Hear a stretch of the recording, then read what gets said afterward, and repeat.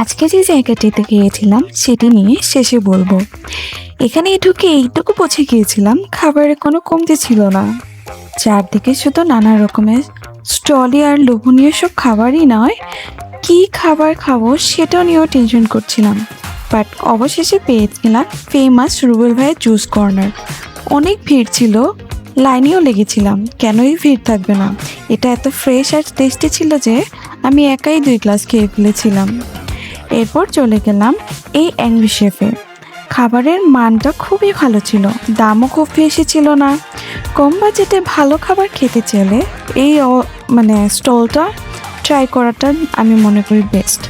তাদের মেনুগুলো যতগুলো ছিল সব কিছুই অ্যাভেলেবেল ছিল, বাট আমি আমার পছন্দ অনুযায়ী অর্ডার করেছিলাম। খাবার আসার পর তার মানটা আরও বেশি বেড়ে গিয়েছিল, কারণ আমার কাছে খুব সুন্দর লাগছিল আর টেস্টটা ছিল অসাধারণ। সবশেষে বলবো আমরা গিয়েছিলাম সিলেট ফুড ফেস্টে, এটা খুব ফেমাস সিলেটে।